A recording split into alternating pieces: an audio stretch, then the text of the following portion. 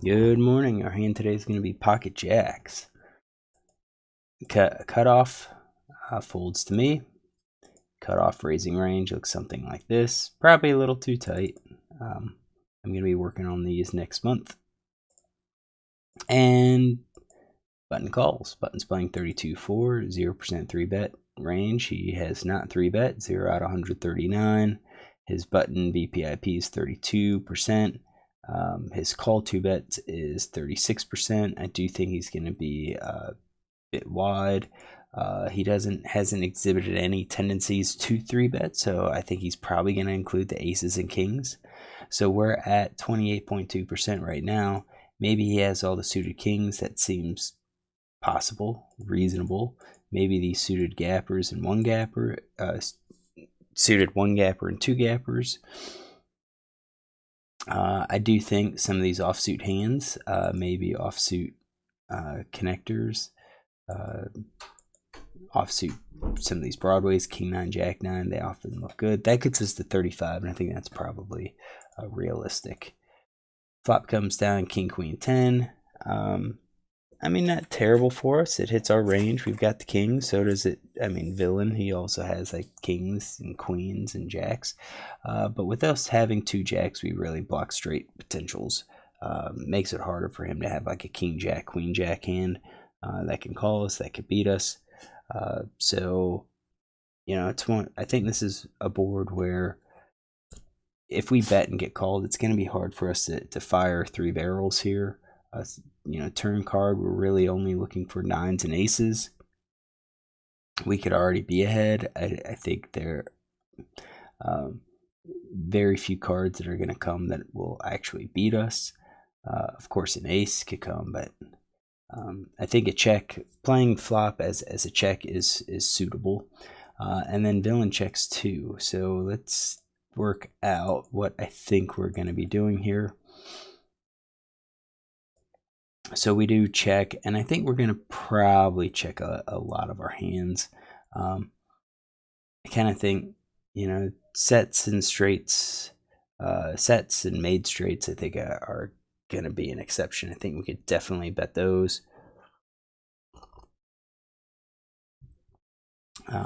But when we look at like overall combos, it's going to hard to balance a lot of our checks with solid hands.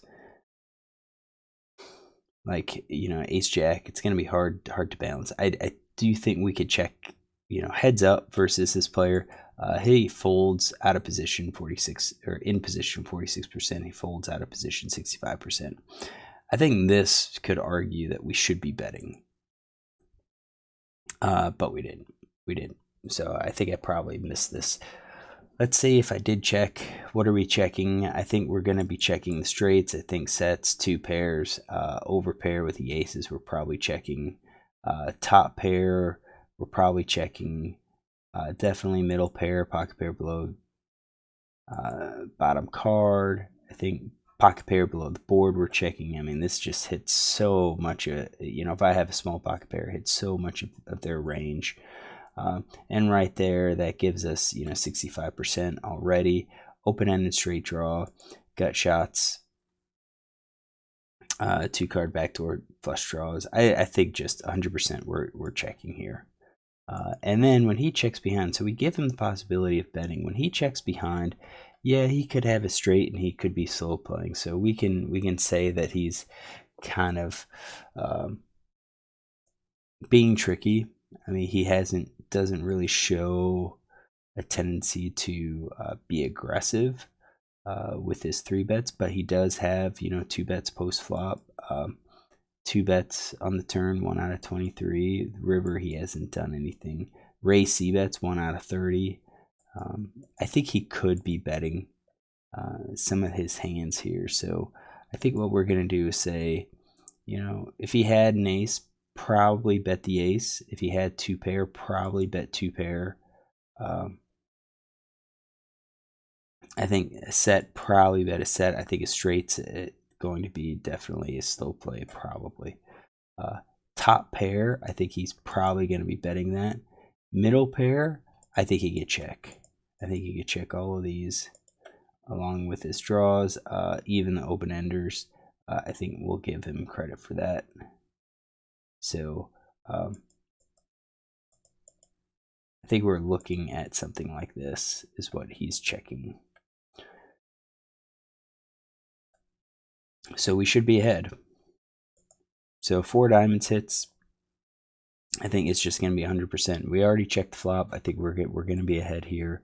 We're planning our check call just like on the flop. I'm planning a check call at that point.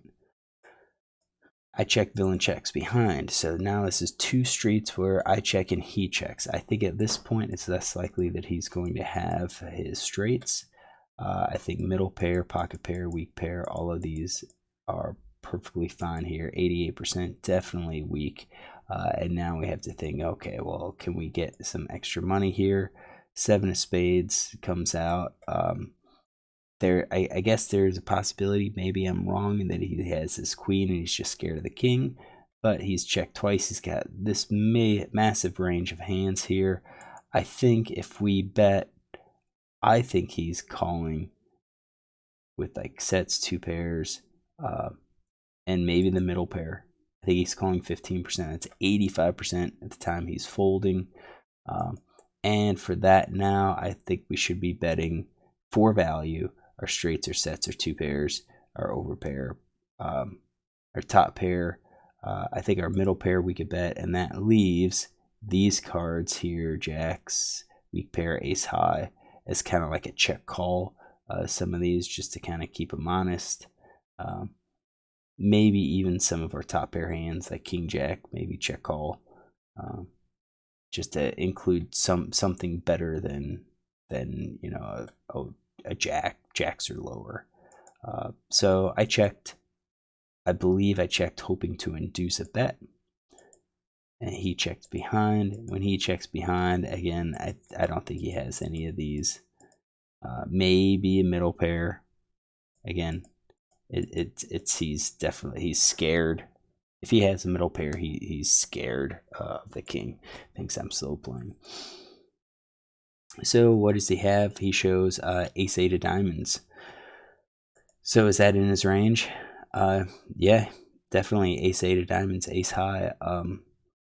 Kind of fits with his general pattern. I think in this hand, I think I was pretty confident I was going to win this. And I think I could have possibly bet on the river. If we think about hands that he could call, you know, we talked about middle pair calling a bet. Like always calling with middle pair.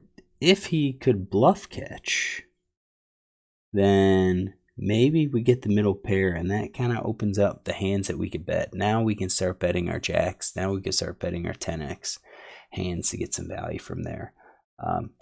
Could he call with ace 8? I don't know. It's tough to say. So what do we have? A min pre-flop raise, call 3 bets from hijack with aces. 4 bet reigns. Called 2 bets is here. Flops. Donks flop. Raise flop C bet with the over pair or less. No draw. Play turn draw aggressively. Yeah, we don't have huge number hands, so what we could do is just kind of add in a note here that he called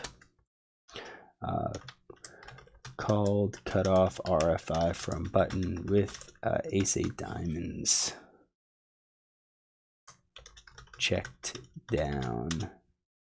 King diamonds, queen hearts, 10 clubs, 4 diamonds, 7 spade. All right, get some more information here. We got his hand. I'm not too disappointed in how I played it. I think that's probably the correct play. Yeah, slow down. We could hammer this board, but he also has a lot of the hands in his range. And you know, when you think about it, if I hammer the board, what's the goal of betting? If I bet and he just folds because he completely misses, that's great. I win the pot, but I don't win any more money. Might be better to check it and help protect all these other hands that I don't really want to bet, like the underpairs, because if I have the underpairs, it's more likely that he has all of these, all of these big cards. I mean, just think about how many kings and queens he has in his range, and jacks and tens.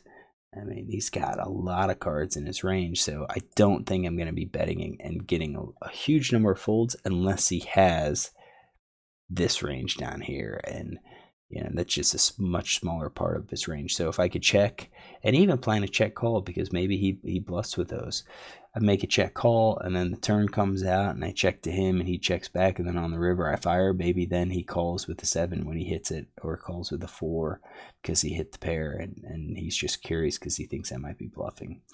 I think that could be somewhat of a strategy to use.